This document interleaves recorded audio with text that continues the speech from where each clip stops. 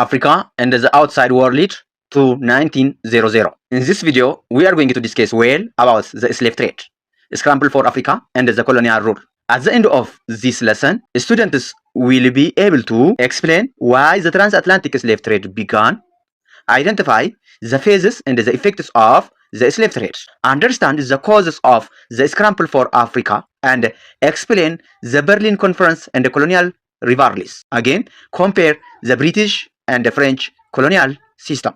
Unit 5, Africa and the outside world to 1900. Part 1, Transatlantic slave trade. 1. Origin and development of the transatlantic slave trade. Ka'umsaa fi guddina daldala garba Atlantikii. What was the most important factor that led to the emergence of the transatlantic slave trade? Jalqabbii daldala garba Atlantikiif sababa bu'uuraa kan ta'e maali? Good. The transatlantic slave trade developed as a result of European overseas expansion after the 15th century. Daldalli garba Atlantikii babal'achuu kan jalqabe babal'ina Awurooppaanonni galaana ce'uun addunyaa haaraa argachuu booda. When Europeans discovered Americas in 1492, they established plantations and mining centers that required a large and continuous supply of labor, such as cacao, sugarcane, and mines. Erga American bara 1492tti abbuuramteen booda Awurooppaanonni qonna dheedhii kanneen akka cacao, shonkoraa gadaa fi jirbii akkasumas albuuda baasuuf humna hojii guddaa barbaadani. So initially, Europeans forced Americans to work on plantations and in mines. However, this labor system collapsed because Americans were exposed to extreme violence, forced labor, and unfamiliar European diseases, which caused massive population decline. Jalqaba namoota American jedhaman lammiilee Ameerikaa dafqaan bultoota dirqamaan fudhatamuun akka hojjetan taasifaman.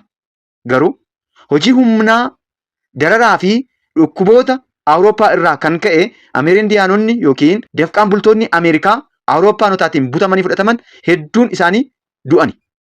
Humni hojii sunis ni kufee jechuudha. Then Europeans then attempted to use white laborers including prisoners and convicts from Europe.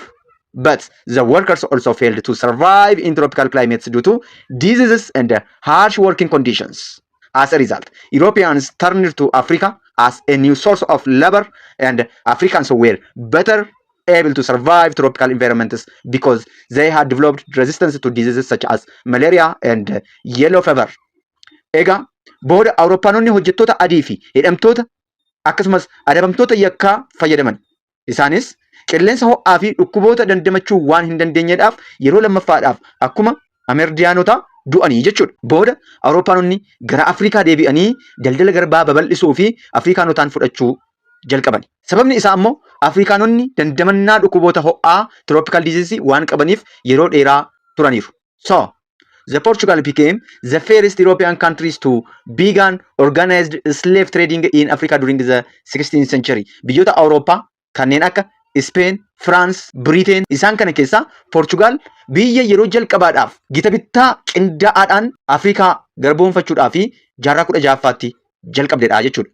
Later, other European powers such as Spain, Britain, France, and the Netherlands established slave trading posts along the West African coasts.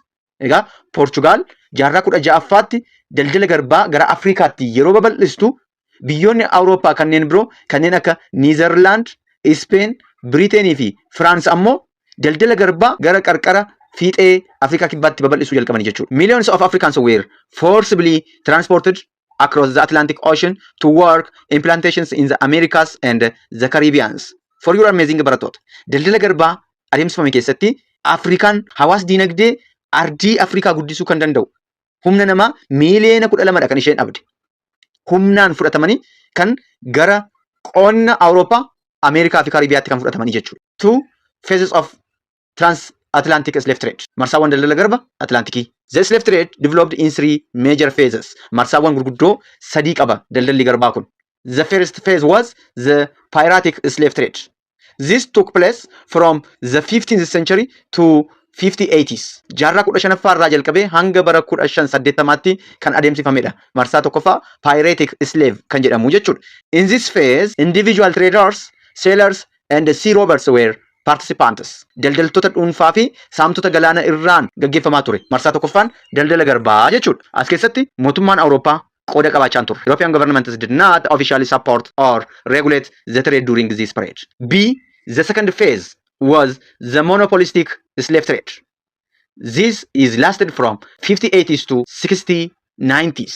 Of course, waggaa dhibba tokkoof jechuudha. Okay? During this stage, powerful trading companies controlled slave trade activities with direct support from European governments. Marsaan lammaffaa daldala garbaa kuni bara 1580 hanga 1690tti kan ture yeroo ta'u, qooda fudhattoonni daldala garbaa kana keessatti qaama mootummaa Awurooppaa fi dhaabbilee daldala Awurooppaa turanii jechuudha. The volume of the slave transportation becomes increased dramatically.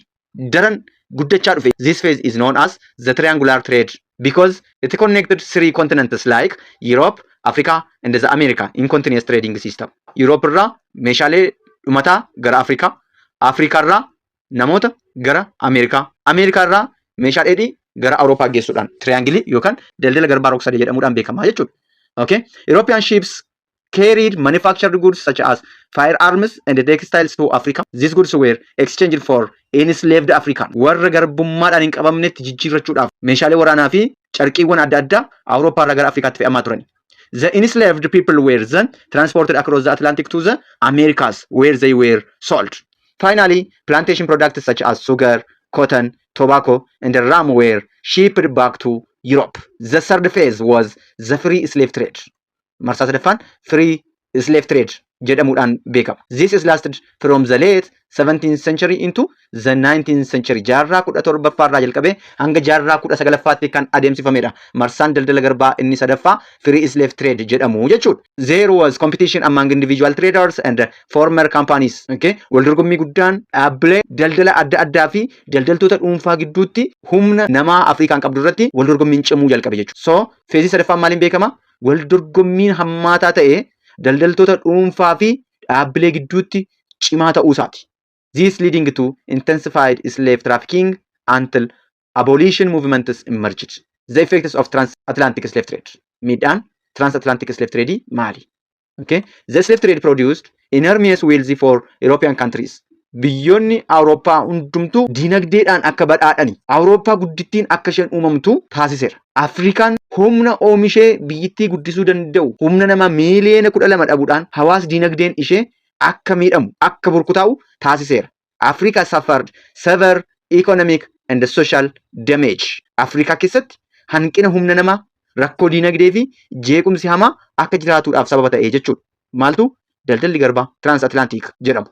So, the continent lost millions of young and productive people and weakened agriculture, trade and population growth.